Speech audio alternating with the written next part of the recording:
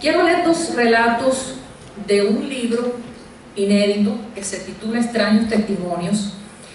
Es un libro que lleva engavetado 20 años, más de 20 años.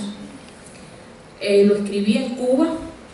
Hubiera sido el libro que hubiera salido detrás del abrevadero de los dinosaurios si yo no me hubiera ido. Y por una razón u otra se ha quedado siempre en una gaveta. Ahora resulta que las editoriales no quieren publicar ni poesía ni libros de cuentos, solo quieren novelas. Es muy difícil publicar un libro de cuentos. Yo voy a publicar este libro en algún momento, pero ahí vendrá. Sé que se va a publicar en algún día. Espero que no sea muy lejano. Pero mientras voy a leer voy a empezar por dos. Hoy vamos a leer 4 relatos de este libro. Es un libro experimental.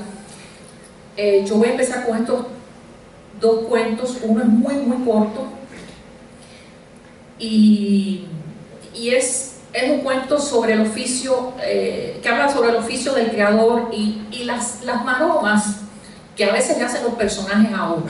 Uno a veces se le ocurre un personaje, quiere hacer una historia con él y el personaje se resiste. Y esto me ocurrió con un personaje y al final se me ocurrió hacer este cuento sobre él. Y bueno, ya verán por qué. El cuento se titula Teje, araña, teje. Una vez tuve un personaje al que más que nada le gustaba dibujar. Era un vicio, una psicopatía, y no hacía nada por evitarlo. Pero no dibujaba cualquier cosa. Su pasión eran las arañas. Arañas pálidas y arañas negras. Arañas cojas y arañas tuertas. Arañas viudas y arañas vírgenes. Arañas moribundas y arañas vivas. Apenas nos pusimos en contacto, me propuse curarle de aquella compulsión monstruosamente idiota y comencé a escribir para él. Mi primer intento fue un cuento de amor, casi erótico, donde un joven muy bien parecido era seducido por una adolescente que era casi una niña.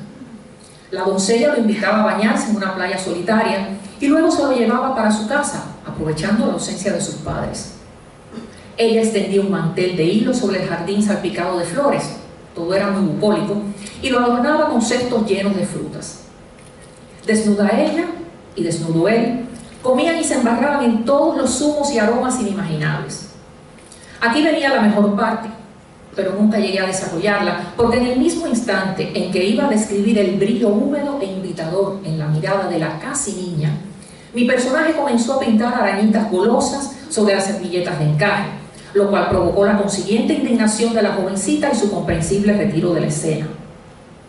Más tarde traté de convencerlo con algo más épico, la historia de una tribu amazónica predestinada a desaparecer, debido a ciertos experimentos de esterilización a que estaban siendo sometidas sus mujeres.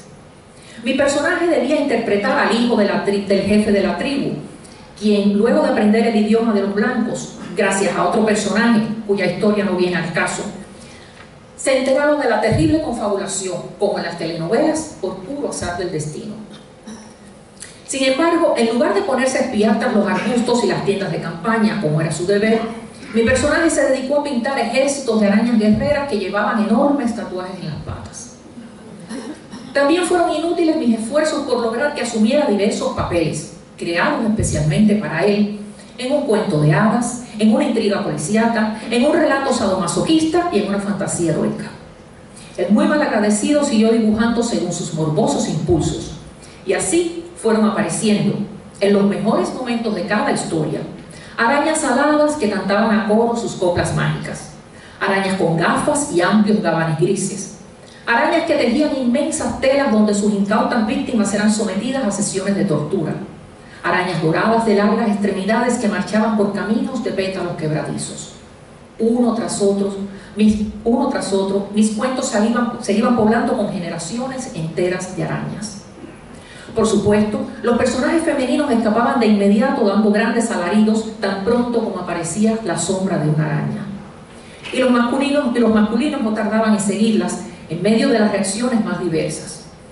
Hubo desde un príncipe fóbico que escapó chillando hasta un torturador indignado por la poca seriedad del ambiente.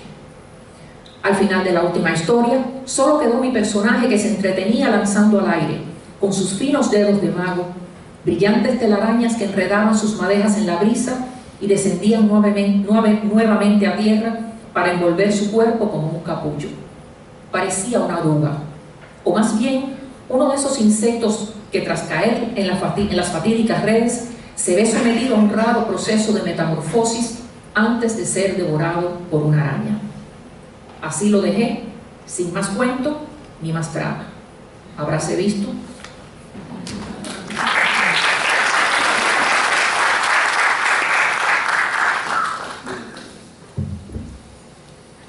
Este cuento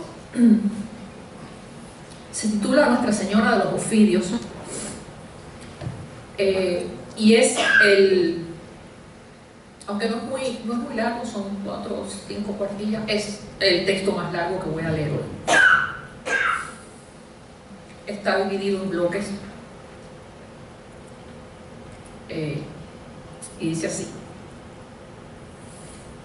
El primer día sintió un cosquilleo delicioso por todo el cuerpo. Se estiró bajo las sábanas y sonrió. El segundo día, mientras se bañaba, notó un escozor entre los muslos. Al rascarse muy suavemente, con los dedos enjabonados, vio que parte de su piel se desprendía en pequeñas placas semejantes a escamas transparentes. Dejó que el agua se las llevara adheridas a la espuma y continuó frotándose un rato más bajo la ducha. El tercer día se levantó de madrugada para tomar agua. Cuando pasó frente al espejo del comedor se detuvo. Había algo distinto en su rostro. Palpó sus mejillas, su frente, los contornos de su boca, pero no halló nada. Recorrió con la vista cada mueble reflejado en el cristal y solo entonces lo supo. Veía como si fuera pleno día. Volvió a mirarse frunciendo el ceño. Sus pupilas se alteraban como las de un gato y eran altas y largas y culebreantemente estrechas. La casa también cambió. El primer día la enredadera empezó a crecer por el borde del muro. Brotaron flores que perfumaron el aire al otro lado de la reja. Al principio pareció que una fertilidad súbita nacía con la llegada del verano, pero se dio cuenta de su error cuando notó que nada modificaba el aspecto de los rosales vecinos. El segundo mes, la encina del jardín inició un veloz recorrido en dirección a las nubes y sus ramas abrazaron la mansión para protegerla del sol. 4 cristales de la terraza cayeron al suelo misteriosamente y su estrépito fue el quejido de algo que moría. El tercer mes, los escasos transeúntes que deambulaban por el barrio apenas podían distinguir lo que se ocultaba tras aquella selva crecida en pleno corazón de la ciudad. Ella lo vio enseguida. Era alto y sin duda escondía un vigor poco usual. Llevaba unos jeans de azul dudoso, tenis blancos y pullover suelto sobre los hombros. Él la vio después, cuando ella se acercó con ese aire desvalido de quien se ha extraviado. Su expresión se le antojó familiar y salvaje al mismo tiempo. No tenía un rostro excepcional, pero le gustaron sus ojos. Mientras le indicaba la dirección, miró con disimulo sus piernas y él imaginó cómo se verían enroscadas en las suyas, ayudando al movimiento del cuerpo. Por supuesto, ella adoraba la playa y a él, claro, le encantaba nadar. Y este verano había hecho un tiempo tan bueno. Se despidieron con la promesa del martes siguiente, por la mañana temprano, si no llovía. Esa tarde, paseando bajo las ramas de la encina, ella se dio cuenta del insólito silencio. A lo lejos podía escucharse el distante clamor de los vehículos que transitaban por las avenidas. No, no era eso. Los pájaros. Faltaban los cantos de su melodía vespertina. Podía escuchar la música ligera del canario, el trino del pitifre, el aria fluida del sinsonte a más de media cuadra. Las aves habían huido de los alrededores como si olfatearan algún peligro. La playa era roca y líquido y silencio. Se saludaron sonrientes, hablaron en voz baja para no espantar la brisa, murmuraron algunos gustos, algunas vivencias, algunos chistes. Pero no vamos a bañarnos. Se lanzaron al agua. Todavía el sol flotaba cerca del horizonte. Todavía el mar se mantenía frío, pero la sangre corría ardorosa bajo la piel viva. Y la unión de dos tibiezas siempre produce calor. Primero fue la risa, luego el roce de una mano o tal vez de una pierna, ¿cómo saberlo?, bajo el agua. El contacto parecido a una caricia, la caricia parecida a un abrazo, el abrazo parecido a una agonía.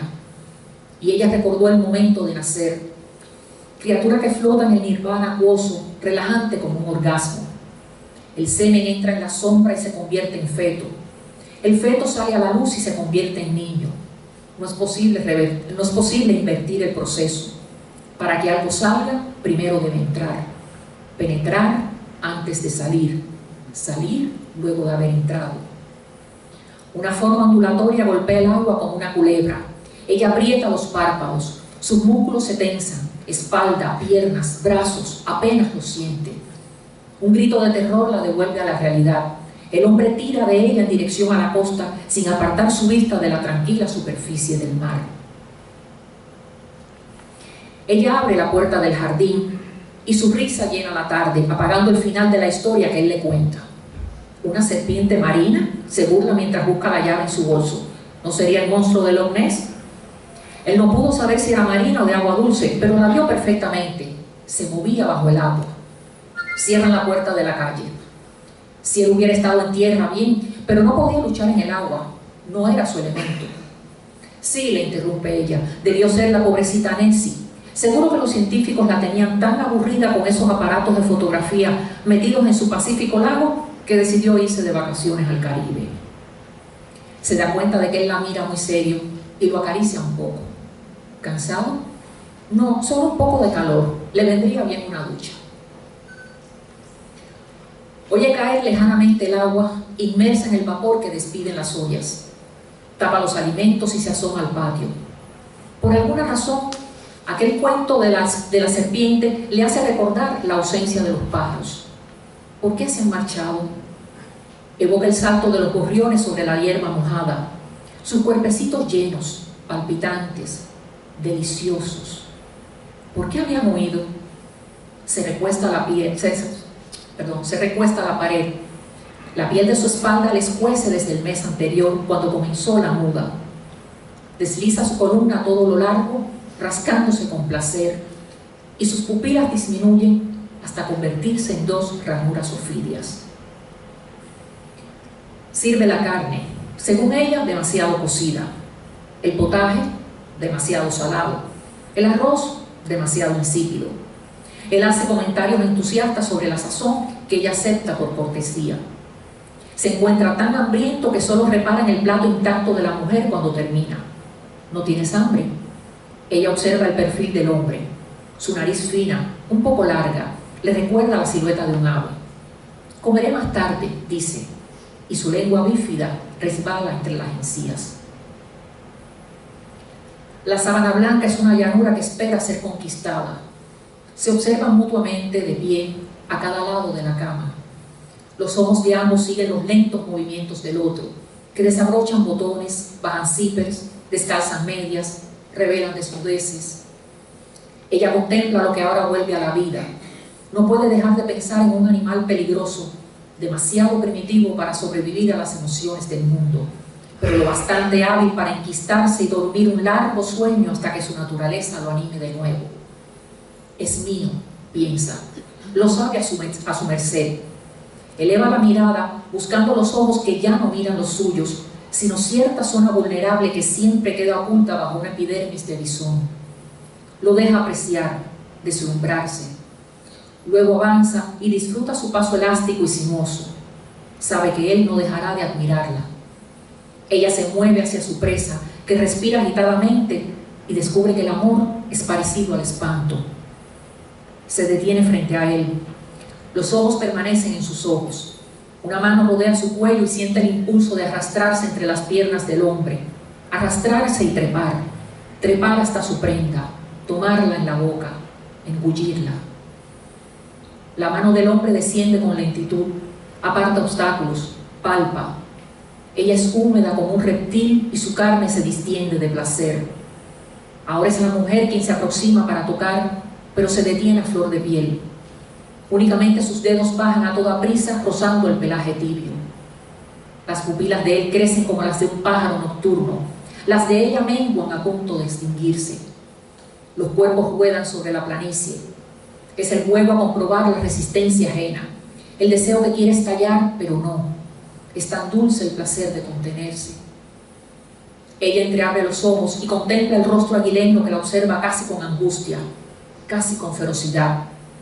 Sabe que han llegado a la frontera donde el miedo y el amor se confunden. Presiente la mutación, no podrá evitarlo. Sus vértebras se estiran prodigiosamente, sus piernas aprisionan el cuerpo del hombre y entonces advierte el cambio en su víctima. La suavidad del vello semejante al plumón, la boca succionante como garfio de rapiña, su actitud de criatura alada al borde del vuelo. No vas a escapar, susurra ella, soy un Ofidio. Él sonríe encantado por la broma, y yo, un ave serpentaria. Por un instante las piernas de ella aflojan su presión. ¿Qué es eso? Él se inclina sobre sus pechos. Un pájaro que aniquila serpientes. Ella ríe con ganas y clava sus colmillos venenosos en el cuello de él. Me encanta devorar, piensa. Entonces siente el dolor. 2 garras le aprietan los brazos mientras algo picotea sus pechos. La mujer cierra los ojos y se deja engullir.